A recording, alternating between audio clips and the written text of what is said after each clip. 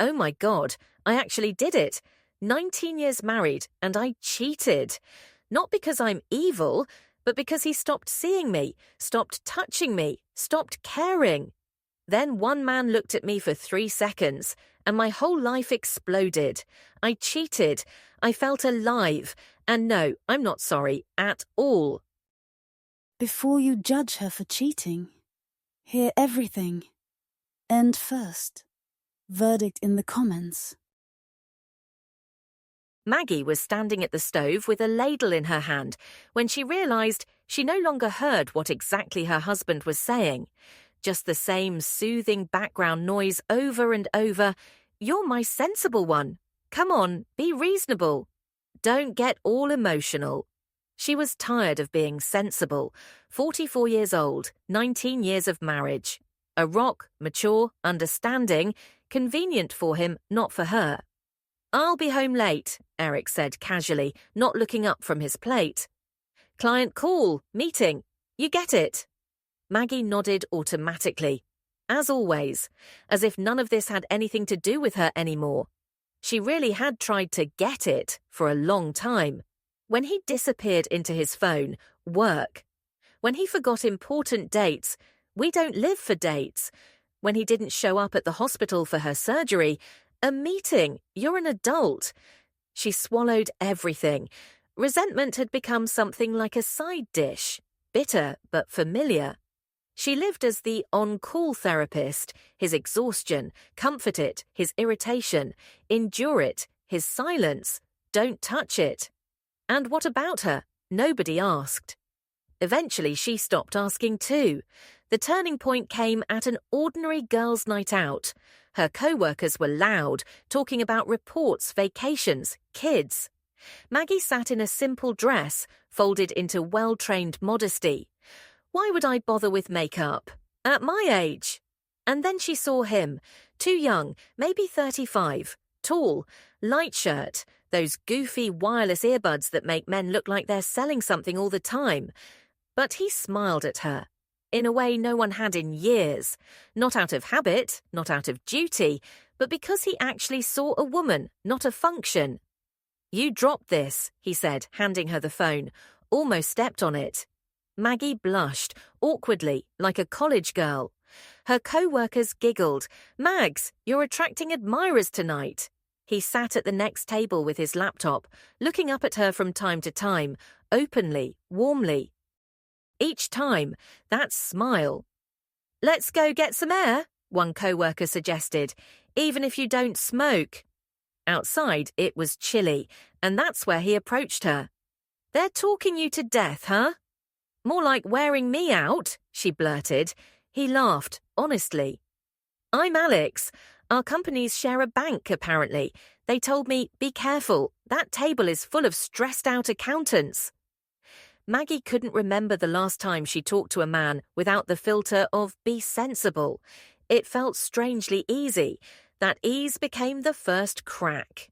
Later that evening, a message request. Alex from the restaurant, found you by the company name. Did your husband mind some random guy smiling at you? She stared at the message thinking, why do I always have to be the reasonable one, restrained, mature, convenient? A quiet anger stirred. She typed, my husband wouldn't notice even if I walked out with another man. He was on a call. Maggie. He replied immediately.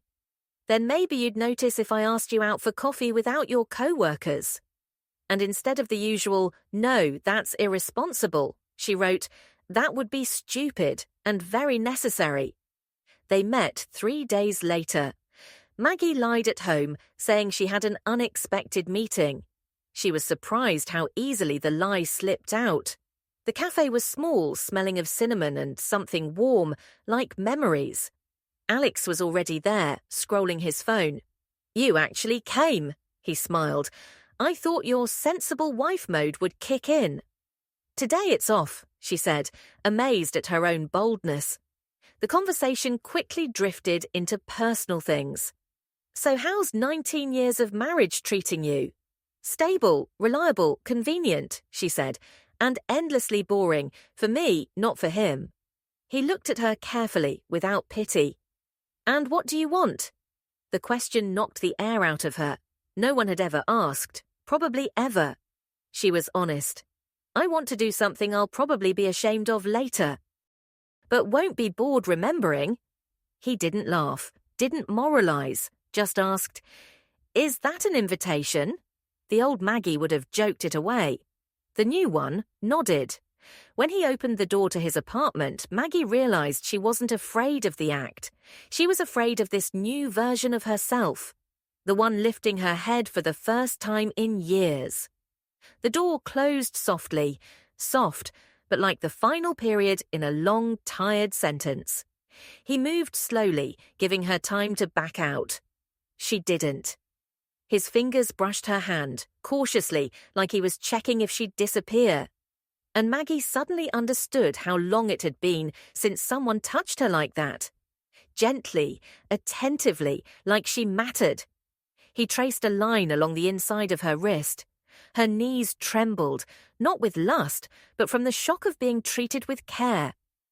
Maggie, he murmured, leaning closer, if you change your mind, tell me. She looked at him and thought only one thing. I don't want to change my mind. When their lips met, she didn't feel like the wife who must understand, but like a woman someone actually sees and wants. Afterward, she lay there for a long time, feeling something inside quietly rearrange itself, as if her spine, the one she'd been bending for years, was finally straightening. She didn't feel guilt, just a clear, quiet, I'm alive. She came home late that night. Her hands shook a little, her mind was quiet. Eric didn't even look away from his laptop. Oh, you're back. How was the meeting? Someone going on maternity leave again? She suddenly saw it clearly. He wouldn't notice if she disappeared from life entirely, not from the family, from the world. Yeah, we were discussing plans, she said honestly.